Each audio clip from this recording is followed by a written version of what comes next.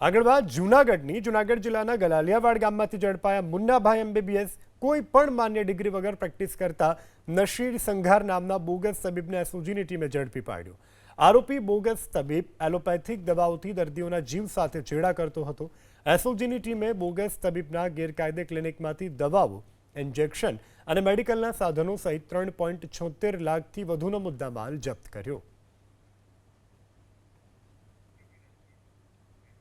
આગળ વાત જૂનાગઢ જિલ્લાના ગલાલિયાવાડ ગામમાંથી ઝડપાયા મુન્નાભાઈ એમબીબીએસ કોઈ પણ માન્ય ડિગ્રી વગર પ્રેક્ટિસ કરતા નશીર સંઘાર નામના બોગસ તબીબને એસઓજીની ટીમે ઝડપી પાડ્યો। આરોપી બોગસ તબીબ એલોપેથિક દવાઓથી દર્દીઓના જીવ સાથે ચેડા કરતો હતો। એસઓજીની ટીમે બોગસ તબીબના ગેરકાયદે ક્લિનિકમાંથી દવાઓ, ઇન્જેક્શન અને મેડિકલના સાધનો સહિત 3.76 લાખથી વધુનો મુદ્દામાલ જપ્ત કર્યો।